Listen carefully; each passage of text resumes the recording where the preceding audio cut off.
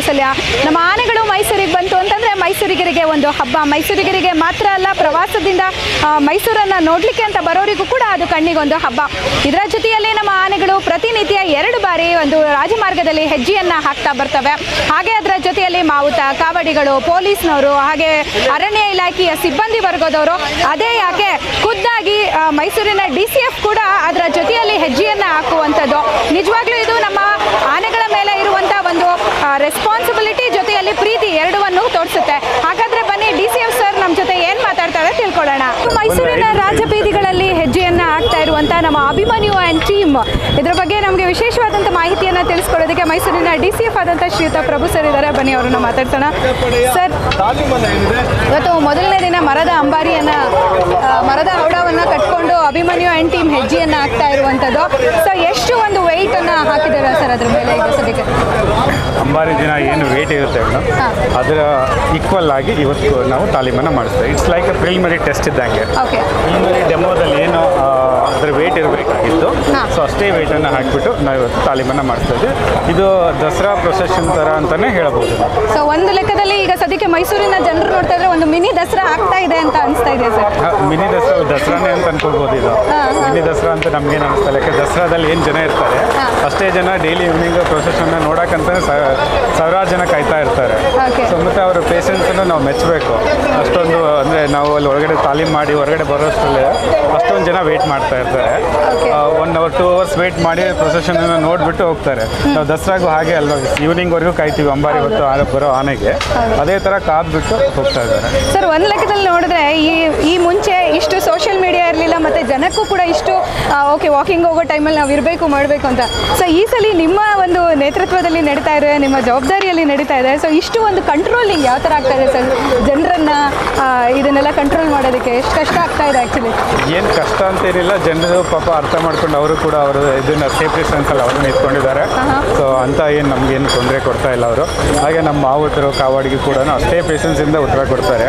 ಈಗ 14 ಆನೆಗಳು ಏನು ಹೋಗ್ತಾ ಇರ್ತಾವೆ, ಇಲ್ಲಿ ಸಾವಿರಾರು ಜನ ಸೈಡ್ ನಿಂತಿರ್ತಾರಲ್ಲ, ಎಲ್ಲರೂ ಕೇಳ್ತಾರೆ ಅಣ್ಣ ಇದ್ರ ಹೆಸರು ಏನಣ್ಣ, ಇದ್ರ ಹೆಸರು ಏನಂತ ನಮ್ಮ ಮಾವುತ ಕಾವಾಡಿ ಕೇಳ್ತಾ ಇರ್ತಾರೆ. ಪ್ರತಿಯೊಬ್ಬರು ಒಂದು ಚೂರು ಬೇಜಾರು ಮಾಡ್ಕೊಳ್ಳೋದೇನೆ.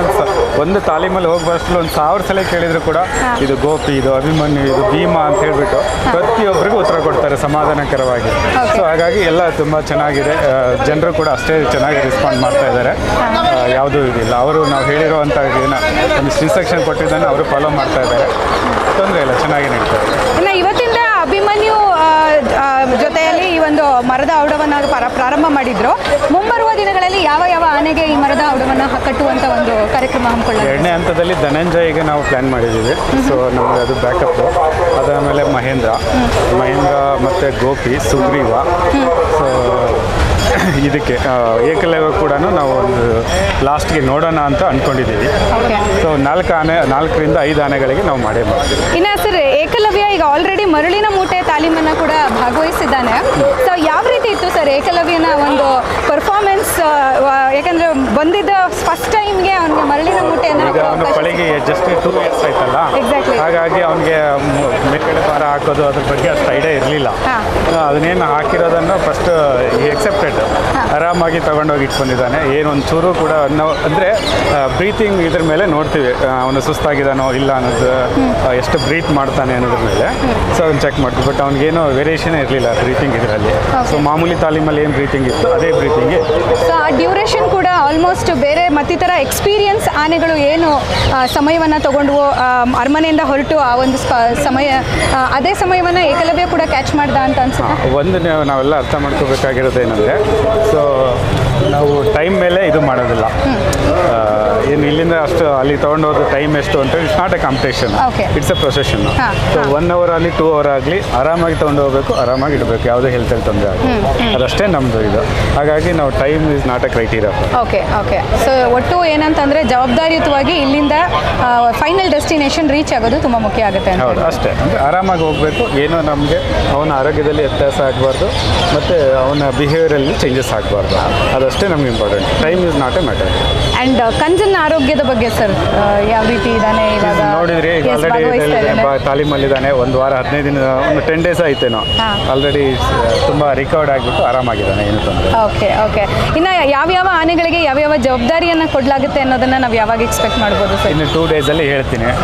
ಶ್ರೀರಂಗಪಟ್ಟಣ ಆನೆ ಯಾವುದು, ಆಮೇಲೆ ಯಾವುದು ನೌಪತ್ ಆನೆ ಯಾವುದು, ನಿಶಾನೆ ಆನೆ ಯಾವುದು, ಆಮೇಲೆ ಸಾಲನೆಗಳು ಯಾವುದು, ಅವುಗಳನ್ನೆಲ್ಲನೂ ನಾವು ನಿಮಗೆ ಹಂತ ಹಂತವಾಗಿ ನಾನು ತಿಳಿಸ್ತೀನಿ. ಶ್ರೀರಂಗಪಟ್ಟಣದ ದಸರಾವನ್ನು ಈ ಬಾರಿನೂ ಕೂಡ ಮಹೇಂದ್ರನೇ ಹೊರ್ತಾನೆ ಅಥವಾ ಬೇರೆ ಆನೆಗಳಿಗೆ ಏನಾದರೂ ಅವಕಾಶ ಸಿಗಬಹುದಾ? 1-2 ದಿನದಲ್ಲಿ ಉತ್ತರ ಕೊಡ್ತೀನಿ ಅದಕ್ಕೆ. ಓಕೆ.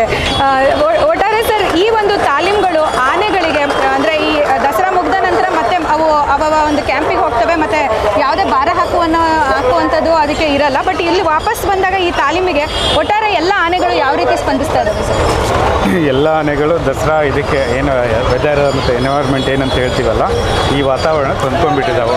ಸೊ ದೇ ಡಿಸೈಡೆಡ್ ಈ ಸಲ ಒಳ್ಳೆಯ ಅದ್ದೂರಿಯಾಗಿ ವಿಜೃಂಭಣೆಯಾಗಿ ದಸರಾನ ಮಾಡಬೇಕಂತ ದೇ ಆಲ್ಸೋ ಡಿಸೈಡೆಡ್. ಓಕೆ ಸರಿ, finally as DCF first time charge ತಗೊಂಡು ಇಷ್ಟು ದೊಡ್ಡ ಜವಾಬ್ದಾರಿ ಹೇಗೆ ನಿಮಗೆ ಆ ಒಂದು ಫೀಲ್ ಕೊಡ್ತಾ ಇದೆ ಈ ದಸರಾ? ನಾವು ಈಗಾಗಲೇ ಮಾತಾಡ್ದಂಗೆ ಆಲ್ರೆಡಿ ದಸರಾ ಪ್ರತಿದಿನವೂ ಆಗ್ತಾ ಇದೆ, ಹೇಗೆ ಆ ಒಂದು ಅನುಭವ? ಖಂಡಿತ ಇದು ಜವಾಬ್ದಾರಿ ಅನ್ನೋಕ್ಕಿಂತ ಹೆಮ್ಮೆಯ ವಿಚಾರ. ಸೊ ನಾವು ನಾಡಹಬ್ಬ ದಸರಾ 2024ರಲ್ಲಿ ನಾನು ಭಾಗಿಯಾಗ್ತಾ ಇದ್ದೀನಿ ಅನ್ನೋದು, ಆಮೇಲೆ ಅದರ ಪಾರ್ಟಾಗಿ ಕೆಲಸ ಮಾಡ್ತಾ ಇದ್ದೀನಿ, ಖುಷಿ ಕೊಡ್ತಾ ಇದೆ. ಸೊ ಎಲ್ಲ ಟೀಮ್ಗಳು ಎಲ್ಲರೂ ಚೆನ್ನಾಗಿ ಪರ್ಫಾರ್ಮ್ ಮಾಡಿದಾಗ ನಮಗೂ ಕೂಡ ಈಸಿ ಅನಿಸುತ್ತೆ. ಸೊ ಜವಾಬ್ದಾರಿ ಚೆನ್ನಾಗಿ ನಿಭಾಯಿಸ್ತಾ ಇದ್ದೀವಿ, ಏನು ತೊಂದರೆ. ಒಟ್ಟಾರೆ ಇಟ್ಸ್ ಟೀಮ್ ವರ್ಕ್. ಸೊ ಎಲ್ಲ it's not individual work. Exactly ಎಲ್ಲ ಟೀಮ್ಗಳು ಅವರ ಕೆಲಸಗಳನ್ನು ಅಚ್ಚುಕಟ್ಟಾಗಿ ನಿಭಾಯಿಸ್ತಾ ಇದೆ. ಅದೇ ರೀತಿ ನಮ್ಮ ಮಾವುತರು, ಕಾವಾಡಿಗರು ಅವರೆಲ್ಲರೂ ಕೂಡ ನಮ್ಮ ಇದಕ್ಕೆ ಟೈಮು ಏನಿರುತ್ತೆ ಡಿಸಿಪ್ಲಿನ್ಸ್ ಅವರು ಕೂಡ ಸ್ಪಂದನೆ ಮಾಡ್ತಾ ಇದ್ದಾರೆ. ಹಾಗಾಗಿ ಯಾವುದೇ ವ್ಯತ್ಯಾಸ ಆಗಿಲ್ಲ. ಓಕೆ. ಸೊ ಇದು ನಮ್ಮ ಇವತ್ತಿನ ಒಂದು ವಿಶೇಷವಾದಂಥ ಕಾರ್ಯಕ್ರಮ, ಮರದ ಹವಳವನ್ನು ಹೊತ್ತು ನಮ್ಮ ಅಭಿಮನ್ಯು ಅಂಡ್ ಟೀಮ್ ಹೆಜ್ಜೆಯನ್ನು ಹಾಕ್ತಾ ಇರೋದು. ಇದ್ರ ಬಗ್ಗೆ ಶ್ರೀಯುತ ಪ್ರಭು ಗೌಡರವರು ನಮಗೆ ಭಾಳಷ್ಟು ಮಾಹಿತಿಯನ್ನು ತಿಳಿಸ್ಕೊಟ್ಟಿದ್ದಾರೆ. ಅವರಿಗೆ ನಾವು ಧನ್ಯವಾದಗಳನ್ನು ತಿಳಿಸ್ತೀವಿ. Thank you so much. Thank you.